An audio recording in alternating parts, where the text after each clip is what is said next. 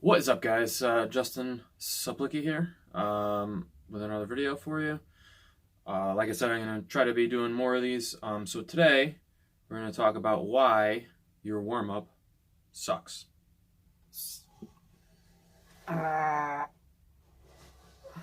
So, with working now in the commercial gym for a few months, and even in the, at Lightning where I train, best gym there is, I see a lot of people kind of really neglecting doing a warm up.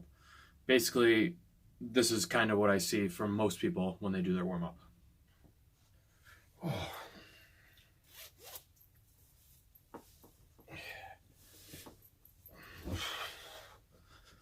All right, I'm ready. So, as you can see, not very effective for much of anything other than discarding your outer garments.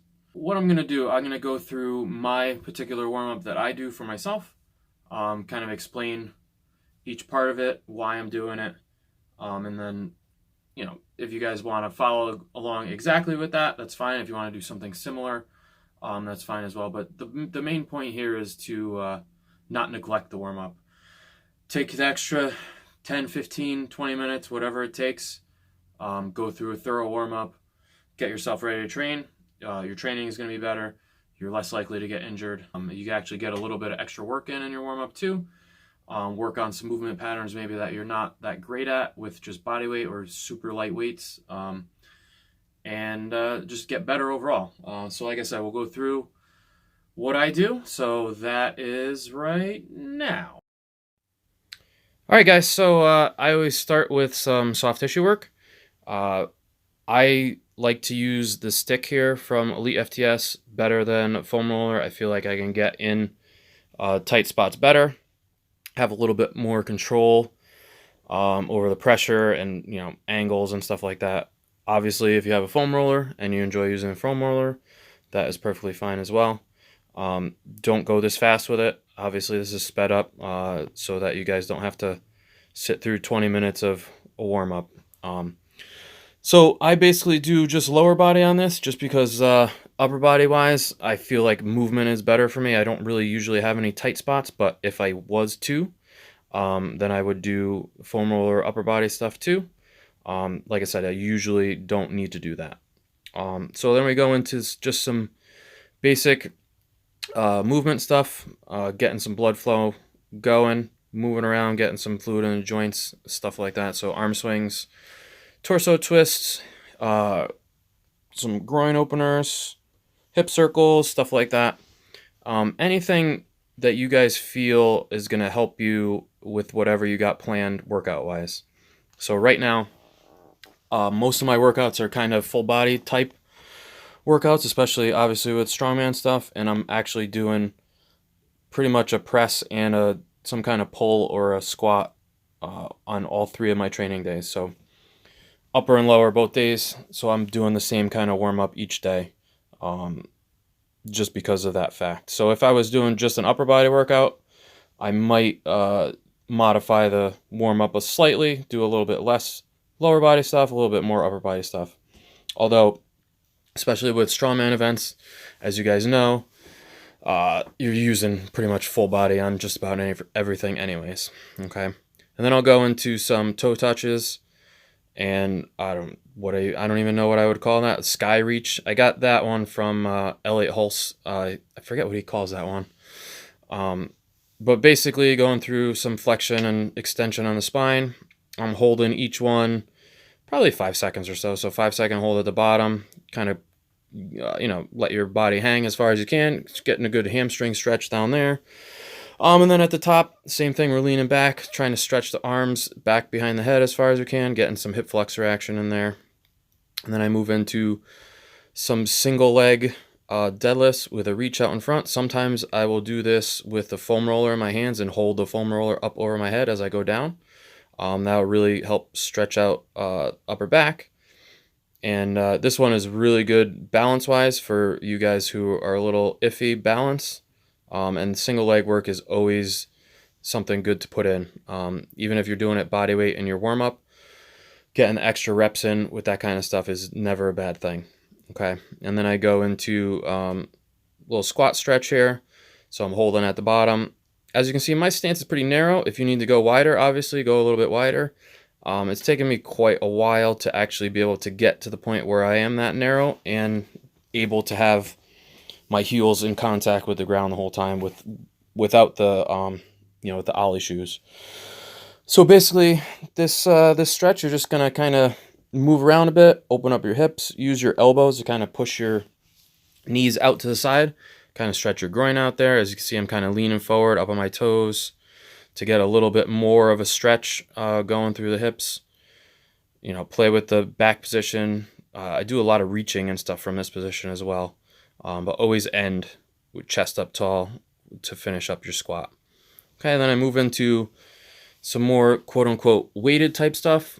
So obviously you can see I'm doing band pulls. I like doing both angles of the band pull. I just feel like it warms up my upper back and shoulders better. And then I do a little bit of a hold here. Stability-wise, my left shoulder is a little bit shaky as far as stability, so I feel like this really helps. Holding that maybe, 10 seconds or so on each side. And then we get into some arm circles. Another, obviously, shoulder warm-up, just kind of moving stuff around. And then these are called German arm swings. So this is something I got from doing the GST, Gymnastic Strength Program. This is a great one for me, shoulders and chest-wise, to open everything up. And then we move into shoulder rock. If you guys have access to one of these or even just a regular mace, same idea. I highly suggest that you do this. I've been doing this every training day for probably about 6 months or so, and I've noticed a huge difference in my shoulders, open up my chest, everything. Actually, even a little bit core strength because of how you have to stay upright and hold it.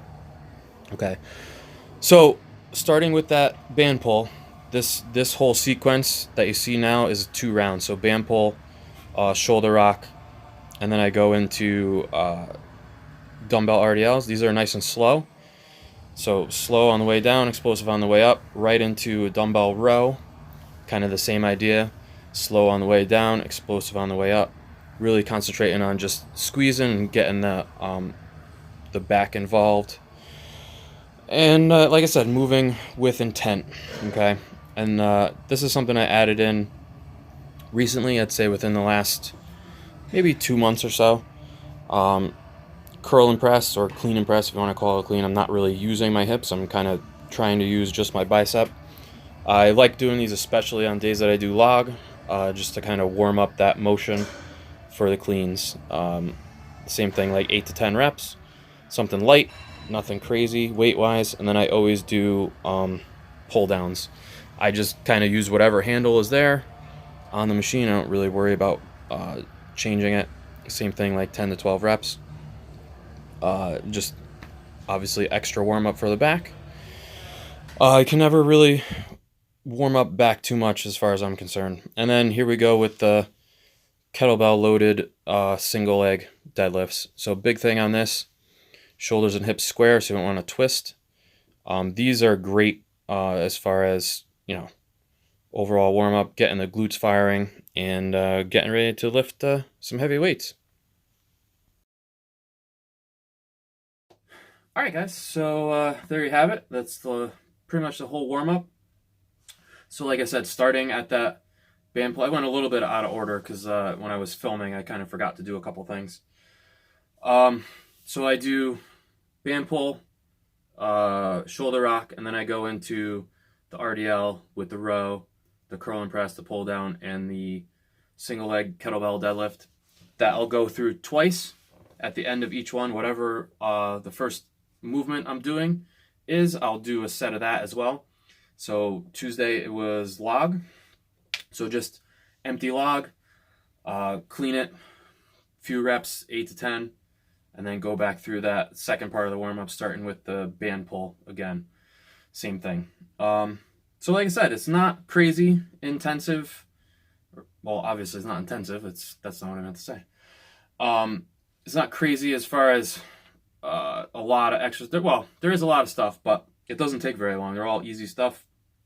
It's all, movement based, obviously. And like I said, you can add, subtract things depending on what your particular weaknesses are, and also depending on what you're actually working on that day. So I hope that was informative and helpful for you guys. Let me know if it was. Leave a comment down below. And I will see you again on another video very soon. Thanks for watching, guys. And please subscribe to the channel, like the video, and have a happy Thanksgiving. I think I'll be posting this before then. So hopefully, see you guys.